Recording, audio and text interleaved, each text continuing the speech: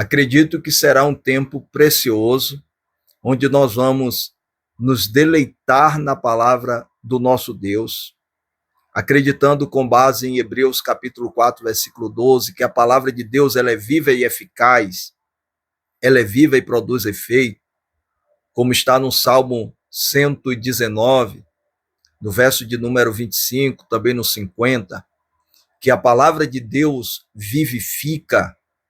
Eu acredito que nós seremos profundamente tocados pelo Espírito Santo durante as ministrações destas aulas. Nós vamos aprender do Senhor, sermos abençoados para abençoar as vidas por onde nós passarmos. Hoje nós vamos tratar de um assunto extraordinário que requer muita atenção, principalmente nos dias que nós estamos vivendo de grande apostasia, de uma crise espiritual extraordinária que tem se alastrado por todo o mundo, algo já previsto nas Escrituras Sagradas e que tem chegado até nós. Mas o Espírito Santo é o mesmo que operou no passado e continua a operar nas nossas vidas nestes dias para nos fortalecer, nos animar, nos abençoar e usar as nossas vidas de forma poderosa para a glória do nome de Jesus Cristo. Então, nós vamos tratar nesta primeira aula sobre perigos ao se aprofundar em escatologia bíblica. Eu destaquei no livro pelo menos 4 perigos ao se aprofundar em escatologia bíblica. O perigo da inflexibilidade, o perigo do fanatismo, o perigo da apostasia e o perigo da superescatologia. O que vem a ser tudo isto? A inflexibilidade é o fato de você se achar o dono da verdade. A inflexibilidade, ela gera ou lhe empurra, lhe impulsiona a entrar no caminho do fanatismo, até mesmo a colocar datas em eventos onde a Bíblia não lhe dá nenhuma condição de fazer isto, mas você está impulsionado pela inflexibilidade. Você entra pelo caminho do fanatismo. O fanatismo, por sua vez, ele promove decepções, frustrações e leva a pessoa à apostasia, que é o abandono total da fé. Tudo isto envolto da superescatologia, de pessoas que força uma interpretação no versículo, no texto, no capítulo, no livro, enfim, de eventos que a Bíblia não lhe dá respaldo para afirmar. E estas pessoas, movidas pela inflexibilidade, acabam afirmando sem nenhuma condição bíblica para tal coisa. É como se a pessoa não tivesse a chave e precisasse ou quisesse abrir uma porta. E por não ter a chave, ela vai arrombar ou tentar arrombar esta porta. Isto é, forçar a barra. É uma forçação, querendo fazer algo que não lhe é permitido, pois não tem a chave. Quando nós falamos sobre a inflexibilidade, lembramos de Deuteronômio, capítulo 29, versículo 29, quando o Senhor diz que as coisas ocultas pertencem a Ele e as reveladas aos homens. O pastor Napoleão Falcão, ele diz que a escatologia bíblica tem muitos assuntos que Deus nos abre a porta para ver, outros que o Senhor apenas nos permite ver pelo buraquinho da fechadura. E eu me atrevi a ir um pouco mais longe a dizer que há assuntos e coisas que Deus não nos permite ver nem pelo buraquinho da fechadura. Prova disso É Apocalipse capítulo 10, as vozes dos trovões, dos 7 trovões. João disse que quando ouviu as vozes dos trovões, ele foi escrever e o Senhor lhe disse: João, não escreva. E ninguém sabe o que foi que João ouviu dos 7 trovões. Então, a escatologia bíblica é isto. Tem coisas que Deus vai nos abrir a porta para que a gente possa ver. Outras, ele vai nos permitir ver pelo buraquinho da fechadura.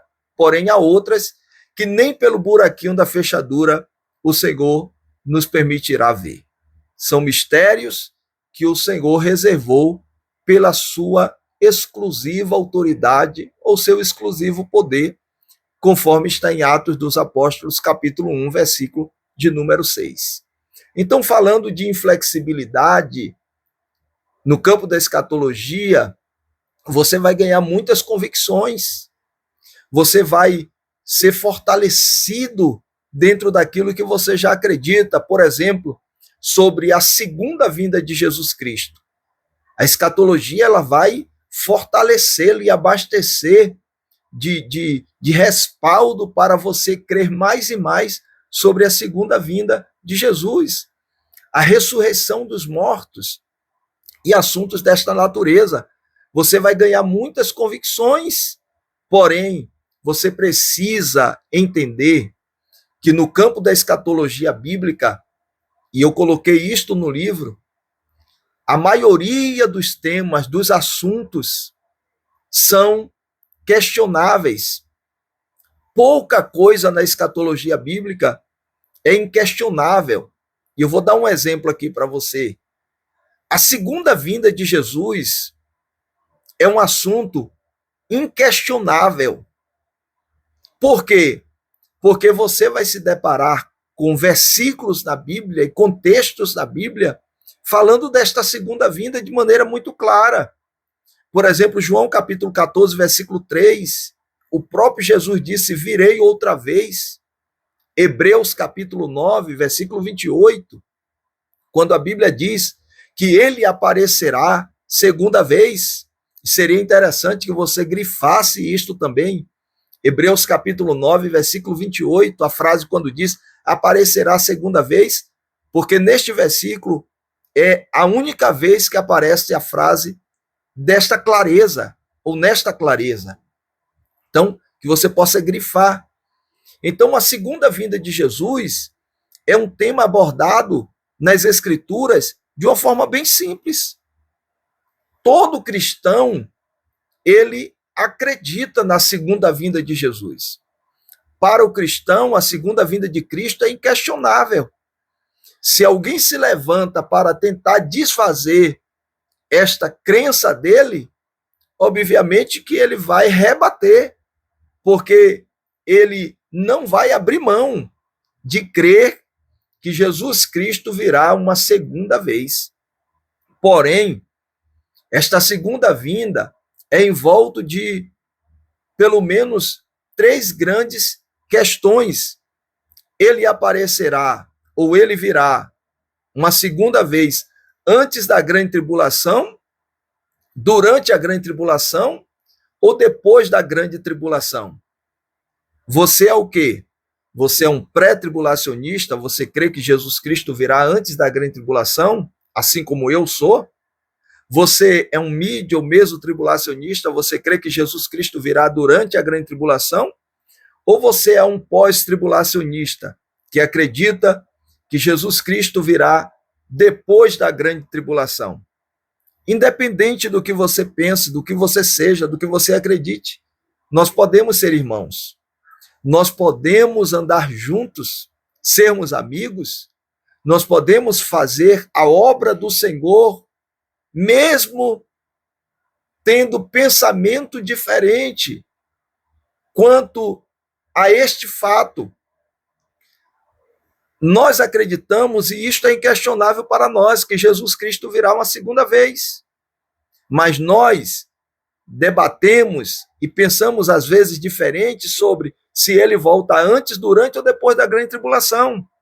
Por quê? Porque há versículos na Bíblia dizendo que Jesus Cristo virá a segunda vez.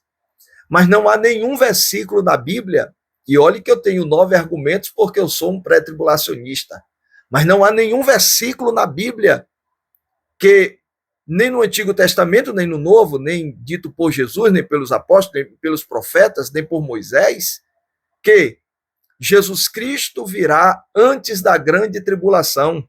Não há nenhum versículo dizendo assim. Como também não há nenhum versículo dizendo que Jesus Cristo virá durante a grande tribulação, como, por outro lado, também não há nenhum versículo na Bíblia dizendo que Jesus Cristo virá depois da grande tribulação. Isso são linhas de interpretações, são pensamentos nossos. E nós defendemos, eu defendo o pré-tribulacionismo. Eu defendo que Jesus Cristo virá antes da grande tribulação, buscar o seu povo, buscar a sua igreja.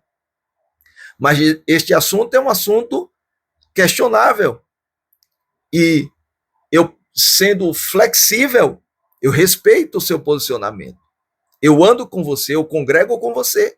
Eu acredito que nós vamos para o mesmo céu, mesmo você sendo um mid ou mesmo tribulacionista, um pós-tribulacionista, e eu sendo um pré-tribulacionista. E eu acredito que você também me respeita e pensa desta seguinte forma. Então, sendo assim, você não entra pelo caminho do fanatismo, nem pelo caminho da apostasia, nem pela superescatologia, porque você está pisando com equilíbrio.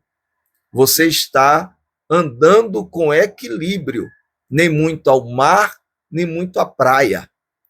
Não somente a graça e não somente o conhecimento, um equilíbrio entre fé e razão, entre graça e conhecimento, entre andando por vista e andando por fé. Como disse um certo irmão, nós estamos andando para o céu e pisando neste chão. Então, é um equilíbrio que você tem. Nem demasiadamente justo ou sábio, nem demasiadamente louco. Equilíbrio, temperança, flexibilidade, respeito às demais opiniões. Eu vou ler apenas um versículo para que você entenda que nós precisamos ser flexíveis. No Evangelho de Mateus, no capítulo 24, e soltar uma pérola aqui para você, no Evangelho de Mateus, Jesus ele ministra 6 grandes sermões. O Sermão do Monte, Mateus capítulo 5, 6 e 7. O Sermão Missionário, final do capítulo 9 e todo o capítulo 10. O Sermão das Parábolas, Mateus capítulo 13. O Sermão do Relacionamento entre os Irmãos, Mateus capítulo 18. O Sermão do Templo, Mateus capítulo 23. E o 6º grande sermão, o Sermão Profético. No Sermão Profético, Jesus está tratando do princípio das dores, da manifestação e o estabelecimento do governo do anticristo, da grande tribulação, da sua vinda, da necessidade de estarmos preparados e vigilantes quanto à sua vinda. E no versículo 28, no meio de tudo isso, Jesus diz assim: pois onde estiver o cadáver, aí se ajuntarão os abutres. Deixa eu lhe perguntar uma coisa. Quem é o cadáver de que Jesus está falando neste versículo? Você vai perguntar a pastores, a pregadores, a teólogos, a mestres, doutores da palavra, biblicistas. Você vai pesquisar no Google, você vai pesquisar em livros quem é o cadáver de que Jesus está tratando neste versículo. E a única coisa que você vai encontrar, assim como eu já encontrei, são pensamentos de alguns. Eu acredito que seja o anticristo. Eu acredito que este cadáver está se referindo ao mundo. Outros vão dizer, eu acredito que este cadáver se refere a Israel, ou à igreja, ou ao cristão individual, ou a Jesus Cristo, o próprio Jesus. Alguns defendem ser o cadáver de Mateus capítulo 24, 28. Mas é aqui onde entra. Ninguém pode afirmar. Nem eu posso afirmar quem é o cadáver, nem você pode afirmar, ninguém pode afirmar. Então, Tem muita coisa no campo da escatologia que ninguém pode afirmar, irmãos. Ninguém. Não há respaldo bíblico para afirmar. São só posicionamentos. Tá bom? Então, que a gente possa ser flexíveis, pedir ao Espírito Santo diariamente que nos dê humildade, temperança, sensibilidade, para que a gente possa trilhar o caminho da paz e chegarmos nas mansões celestiais. Como disse o apóstolo Paulo, que depender de vós, tenha paz com todos os homens. Nós voltaremos para próximos comentários do nosso curso de especialização em escatologia bíblica. Deixe o seu like, deixe o seu comentário e vamos para frente, que eu acredito que há muita coisa boa que nós devemos entender da palavra do Senhor. Então, fica aqui este primeiro comentário, esta primeira observação sobre perigos ao se aprofundar em escatologia bíblica. Seja flexível, seja respeitador. Que Deus abençoe a sua vida, que Deus abençoe a sua família. Segue o nosso canal, curte, comenta e compartilha. Se for possível, adquire o nosso material para que você possa estar acompanhando com mais leveza este assunto e o nosso livro. Nós temos muito conteúdo e com certeza vai abençoar a sua vida e a sua missão aqui na terra. Deus abençoe em nome de Jesus.